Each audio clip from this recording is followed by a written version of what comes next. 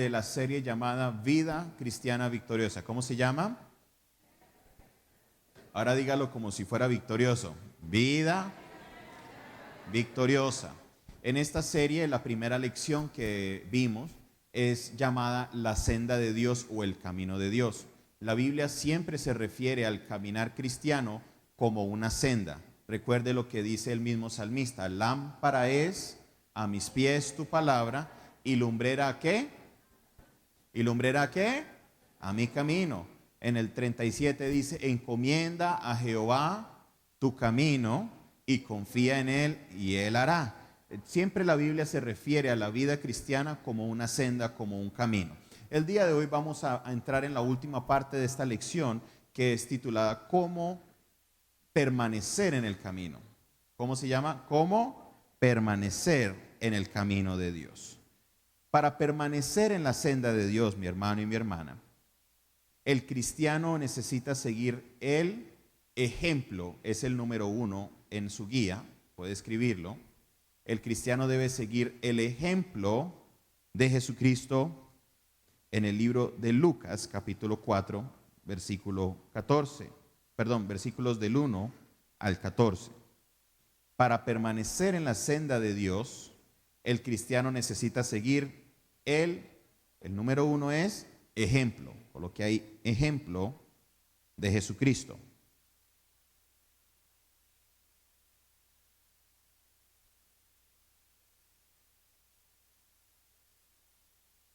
¿Qué fue lo que hizo Jesucristo? ¿Qué es lo que debemos aprender de Jesucristo en este encuentro? Jesucristo, siendo el Hijo de Dios, siendo Dios encarnado en la tierra, conociendo su poder, conociendo todo lo que él podía hacer, a la hora de enfrentarse con el enemigo, no se agarró a puños, no se agarró en una lucha de, sácalas, no, ni cayó fuego, ni nada de eso. La Biblia es muy clara y dice que a la hora de él enfrentarse al enemigo que lo estaba tentando, Jesucristo se armó de la palabra de Dios. Jesucristo se armó de las escrituras, de la palabra de Dios. Y todas las 3 veces que el enemigo lo tentó, ¿cómo le respondió? ¿Cómo le respondió? Diga conmigo, escrito está. Le dijo las 3 veces, escrito está. Escrito está, escrito está. Es importante que nosotros entendamos, mi hermano y mi hermana, que para poder vencer al enemigo, para poder vencer a las fuerzas del mal, para poder salir de la tentación, debemos armarnos ¿de qué? ¿De qué? Diga conmigo, de la palabra de Dios. La palabra de Dios. ¿Cómo armarse de la palabra de Dios? Es la primera parte. Usted debe conocerla, debe leerla, debe estudiarla. No es que cuando el enemigo está atacándolo usted, bueno, hey, ¿dónde está Google? ¿Qué hacer cuando hay tentación? No, así no se puede. Usted ya debe tener la palabra de Dios guardada en su mente, guardada en su corazón. Jesucristo no estaba buscando, imagine a Jesucristo buscando en Google a ver qué versículo decirle al diablo. Primero, los celulares ni existían, ni el internet y a Google ni lo habían pensado. Él conocía la palabra de Dios y la tenía memorizada. Él no andaba con los rollos. Él le respondió, escrito está.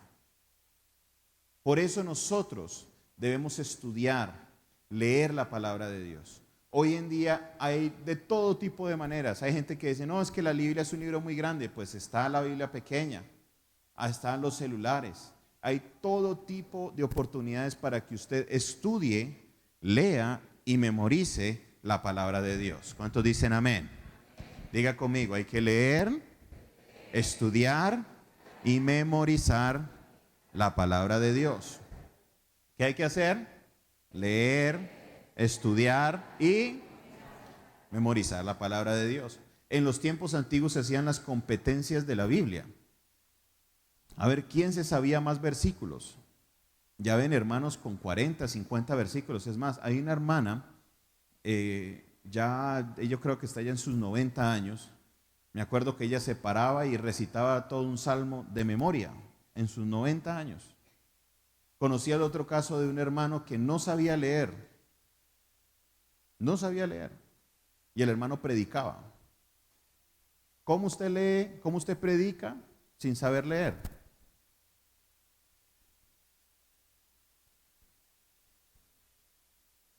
Escuchando y ¿qué? Y memorizando. Todo el mensaje, todos los versículos bíblicos los tenía, que pues uno tiene la guía, usted tiene la guía y pues más fácil para uno cuando uno, eso es lo que le llaman el bosquejo en homilética. Uno como predicador, uno se basa en los puntos del bosquejo y más fácil a uno se acuerda. Pero aprenderse todo el mensaje de memoria con todos los versículos, eso era algo fuerte.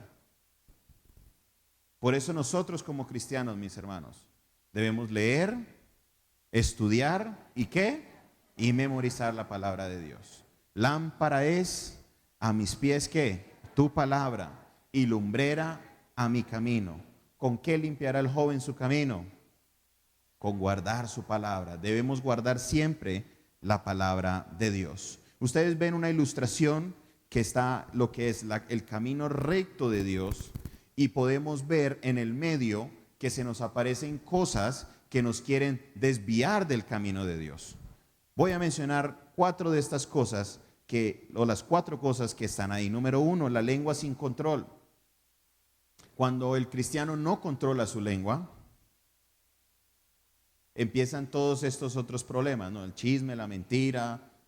La lengua es peligrosa. Debemos controlar la lengua, porque esto te puede llevar a un lugar que tú no quieres ir. Número 2, la deshonestidad. No hay necesidad de explicar esa. La impureza, la impaciencia. Todos estos son cosas que nos desvían de la senda de Dios y nos llevan a tener una vida vacía, con culpabilidad y desaliento. Pero si usted se mantiene en el Espíritu, si usted se mantiene en la senda de Dios, vas a recibir, número 2, está ahí en la guía, paz. Número 3, el gozo. Y número 4, plenitud. ¿Cuántos han recibido esa plenitud en Cristo? ¿Qué es la plenitud? Es sentirse realizado, es sentirse completo.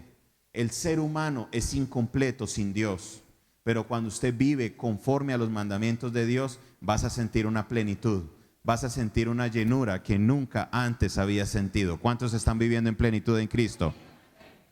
Hay como 6 hermanos. ¿Cuántos están viviendo en plenitud en Cristo? ¿Cuáles son los pasos a seguir? Número 1, o está representado como el número 4 en su guía. Coloque decisión. Debemos ser cristianos decididos. Debemos ser cristianos ¿qué? Decididos. Personas de decisión. No podemos ser tambaleantes o personas que permiten que otros sean los que tomen las decisiones por ustedes. Ustedes son cristianos de decisión. Diga conmigo. Decisión. Dígalo fuerte. Dígalo con determinación, con decisión. Dígalo. Decisión. Debes tomar decisiones. La palabra de Dios lo dice en el libro de Daniel, capítulo 1, versículo 8. Mire lo que dice. Esto es muy importante. Y Daniel, ¿qué hizo? Y Daniel propuso en su corazón no contaminarse con la porción de la comida del rey, ni con el vino que bebía. Pidió por tanto al jefe de los eunucos que no se obligase a contaminarse. Este versículo no tiene que ver nada con comida, mis hermanos. Tiene que ver es con una determinación. ¿Sabe qué es un joven de la edad de él que le digan usted tiene que comer carne y tomar vino?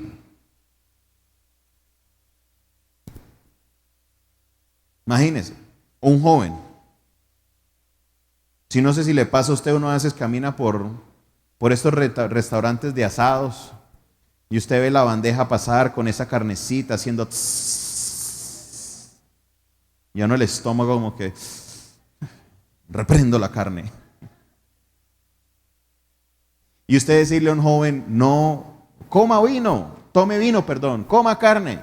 Y dice la Biblia que él se propuso, él decidió en su corazón no contaminarse. De la misma manera, mis hermanos y mis hermanas, ustedes deben ser cristianos y cristianas de decisión.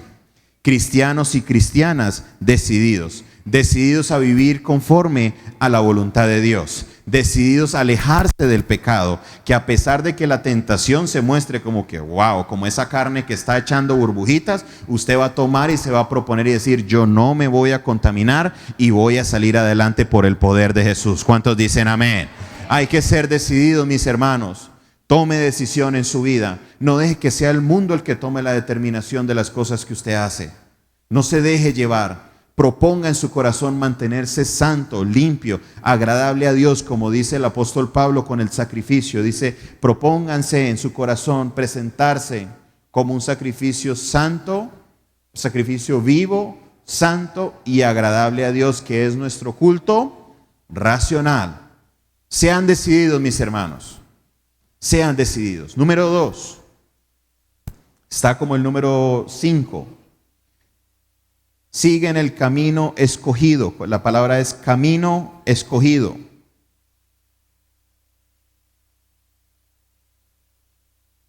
Camino escogido. Salmo 119, versículo 30. ¿Lo pueden leer conmigo? ¿Lo pueden leer conmigo? 1, 2 y 3. Escogí el camino de la verdad. He puesto tus juicios delante de mí. Debes tomar decisión. ¿Y qué decisión debes tomar? De escoger el camino correcto. Nadie lo obliga a usted a ser cristiano. Nadie lo obliga a usted a venir a la iglesia. Nadie lo obliga a usted a evangelizar ni a traer nuevos. Es algo que usted debe escoger. Por eso el salmista lo escribió y dijo, escogí. No dice me tocó ni me obligaron. Dice que escogí seguir el camino de la verdad. Número 6. Vida transformadora es lo que debes colocar ahí. Vida transformadora. Y retomamos el versículo que estaba citando anteriormente. ¿Qué dice el versículo? Romanos 12:2. No os conforméis a este siglo, sino que por medio de la renovación de vuestro entendimiento, para que comprobéis cuál sea la voluntad de Dios agradable y ¿qué? Y perfecta. No se conformen a este siglo. El mundo y sus placeres siempre van a querer hacerte conformarte a este mundo. Todos van a querer decirte, eso es normal, eso es tranquilo, que eso le pasa a todo el mundo. Peque, eso es, ¿para qué el pecado? Eso no es pecado. Hoy en día hay psicólogos visitando colegios, enseñando educación sexual. ¿Y sabe qué le enseñan a sus hijos? No dicen que la masturbación es mala. Dicen, es normal. Y hasta instan a los hijos, les dicen, es buena para que usted se conozca. ¿Qué es lo que está tratando de hacer el enemigo? Hacer que nuestra juventud se conforme ¿a qué? A este siglo.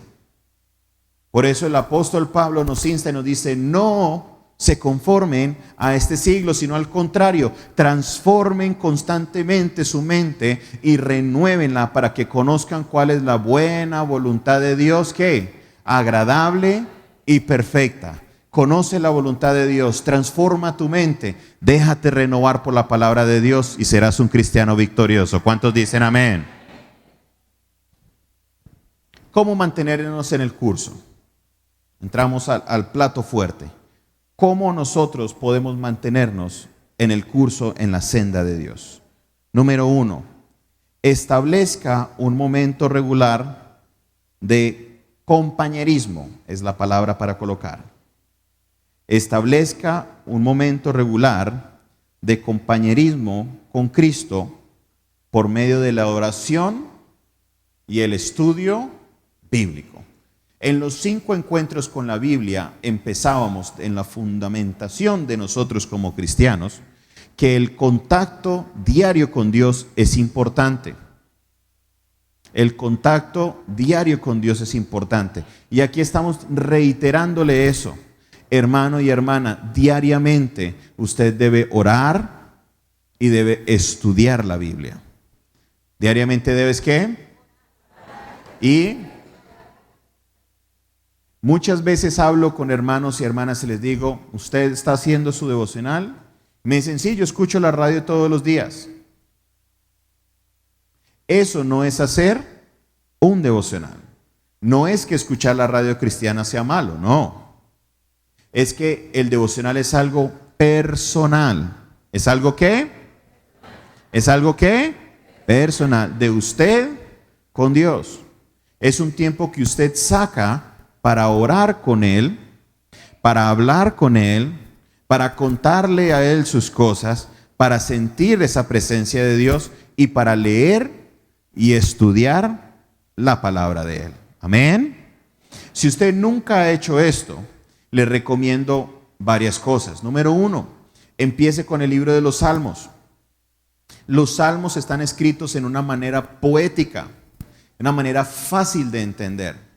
Si usted recuerda o si usted analiza la mayoría de versículos que usted se ha memorizado, sabe que son casi todos salmos, ¿cierto? Jehová es mi pastor en lugares, el que habita al abrigo, ¿sí ve? Hará bajo la sombra del Omnipotente. Al ser escritos en poesía son fáciles de memorizar y fáciles de estudiar. Si usted nunca ha hecho un devocional, empiece por ahí. Empiece el primer día, Salmo 1:1, bienaventurado el varón que no anduvo en consejo de malos. ¿Cómo es? Sino que en la ley de Jehová está su delicia. Y medita en ella. Será como árbol plantado junto a corrientes, que da su fruto a su tiempo y su hoja no cae. Si ve qué fácil es de leer, si usted nunca lo ha hecho, usted empieza con el Salmo 1, el segundo día lee el Salmo 2. El único salmo en el cual usted se va a enredar es el Salmo 119, porque tiene más de 100 versículos. Entonces, ¿qué hace? Usted lo reparte en 3 días diferentes. No es que no lo vaya a entender, sino que es como largo. Entonces usted lo parte en 2 o 3 días para leerlo. Pero lea la palabra de Dios todos los días. Estudie la palabra de Dios todos los días. ¿Cuántos dicen amén? Saque ese tiempo de contacto diario con Dios. Número 2. Identifique los aspectos de necesidad espiritual que usted tenga en su vida personal. Hágase usted la pregunta, ¿cuáles son sus puntos más vulnerables? Pregúntese, analícese. Todos nosotros tenemos vulnerabilidades. Estamos trabajando mucho con los hermanos de seguridad. Hay un ministerio que se está levantando de varones en la iglesia que conocen de este tema y quieren ayudarnos para que la iglesia en cualquier momento tenga su seguridad.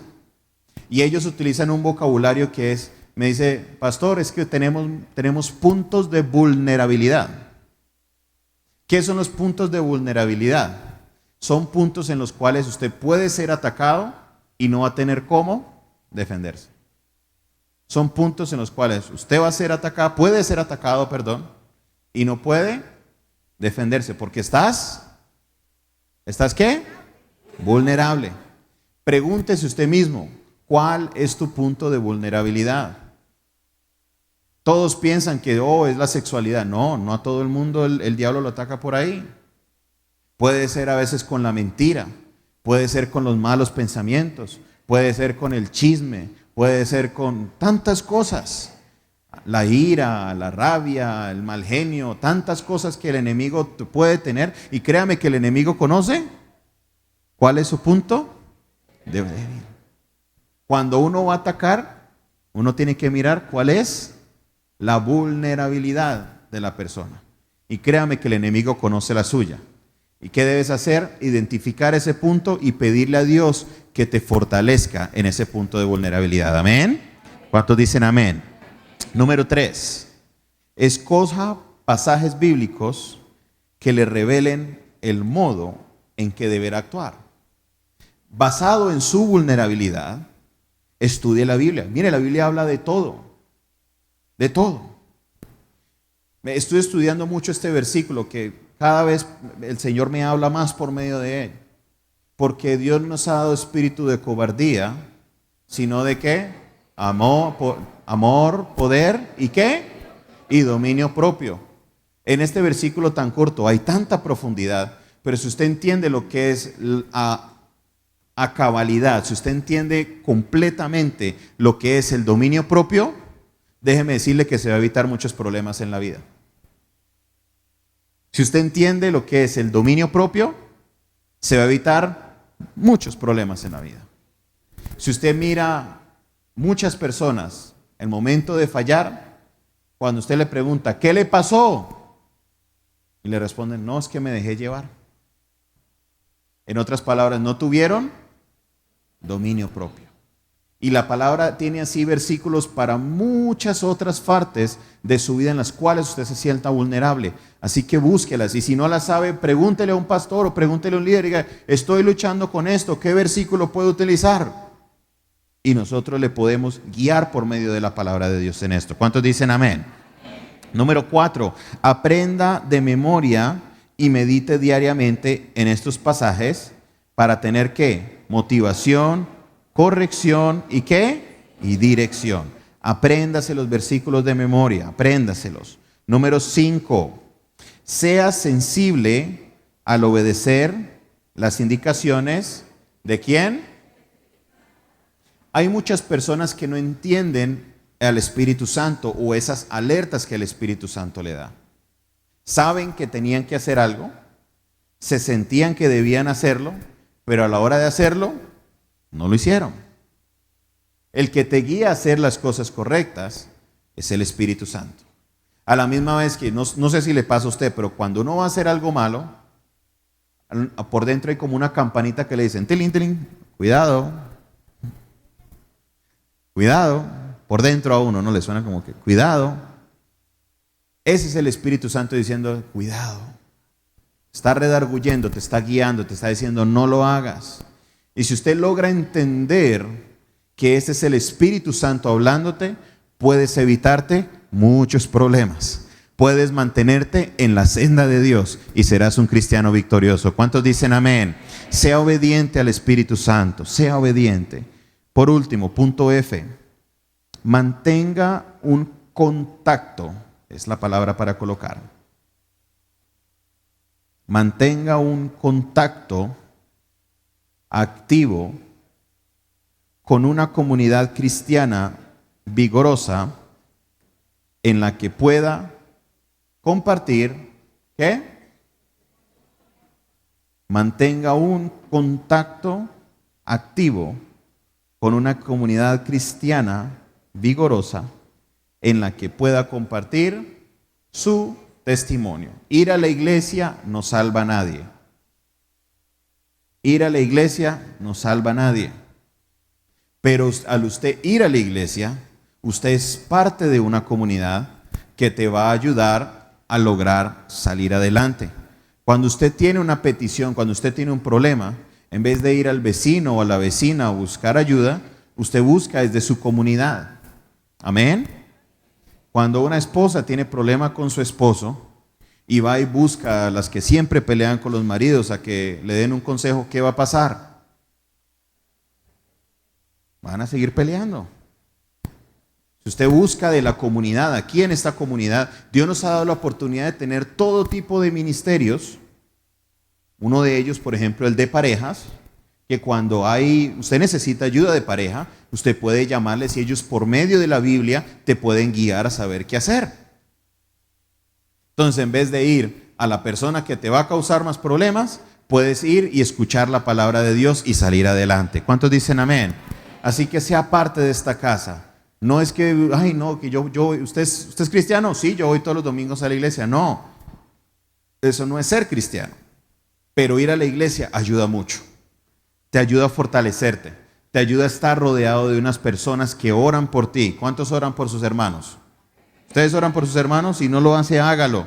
Y si no tiene por quién orar, pregunte, hermano, tiene una petición. Ya sabe que puede orar por el hermano esta semana porque él el martes lo operan. Pues va a orar por el hermano porque el martes lo operan. Está el niño Samuel Fernández. Busque a alguien para orar. Ore siempre por alguien. Que la oración del justo puede mucho. Por último, cuando Jesucristo es el centro de nuestra misma vida, cuando Jesucristo es el centro de nuestra vida, nos da una fuerza impulsadora y dinámica para vivir. Cuando nos reunimos con Él, fiel y constantemente, por medio del estudio, el número 10 es estudio de la Biblia y la oración, Él nos da su dirección, sabiduría y fortaleza, conocimiento, paz y gozo. Es decir, todo lo que necesitamos para nuestro sustento. Debemos nosotros, mis hermanos, si usted nota la ilustración es como un timón. Debemos ser como un carro. El carro no va para donde quiere. ¿Para dónde va el carro?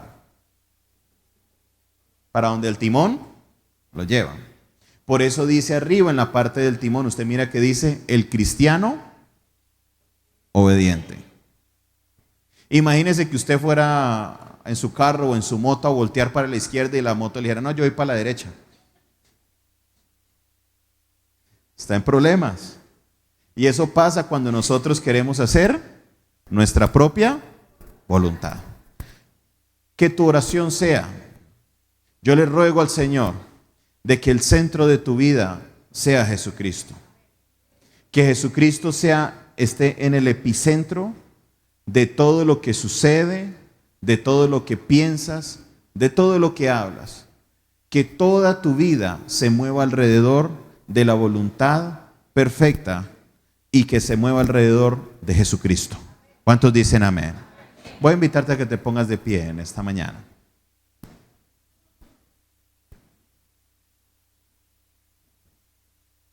El centro. Eso es en el centro.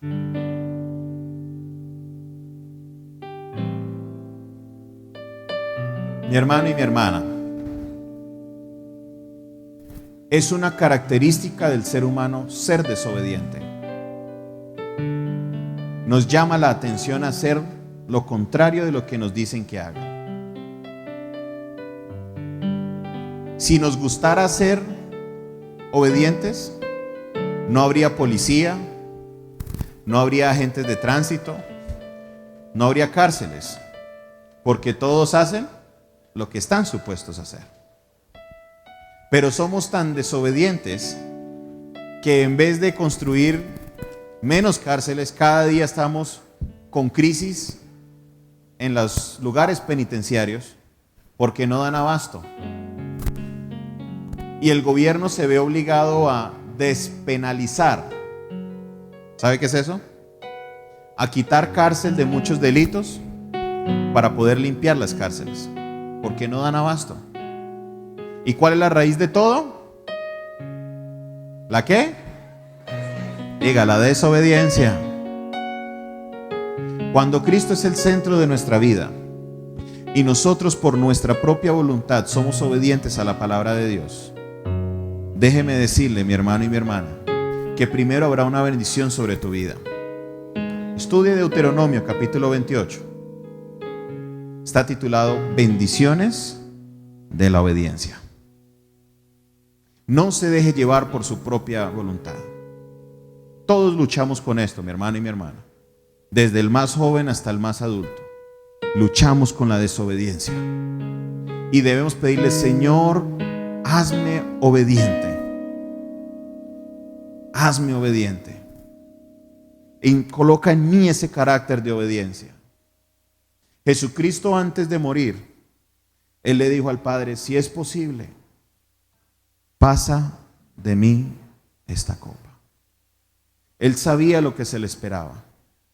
Dice la Biblia que mientras Él oraba, gotas de sangre caían sobre la piedra. Porque era tanto el dolor que Él sabía que iba a sufrir, que su cuerpo entró en un estado de agonía. Sabía lo que le esperaba. Le dijo: Señor, si es posible, por favor, páseme esta, pero voy a ser obediente a tu voluntad. Y en obediencia, Él dio su vida en un madero. Murió en la cruz para traer perdón de pecados sobre tu vida. La primera característica del carácter de Jesucristo es la obediencia. Es la obediencia. Señor, haznos obedientes. Coloca en mí ese carácter de la obediencia. Que pueda yo, Señor, mantenerme en tu senda, en tu camino. Que seas tú el que tomes el control, el timón, y me lleves por medio de tu camino a la dirección a la que tú me quieres llevar.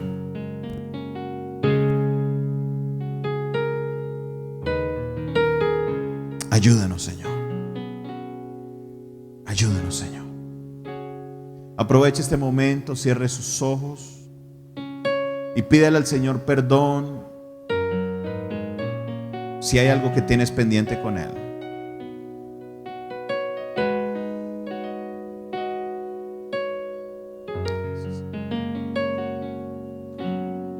Perdónanos por nuestra desobediencia, Padre Celestial.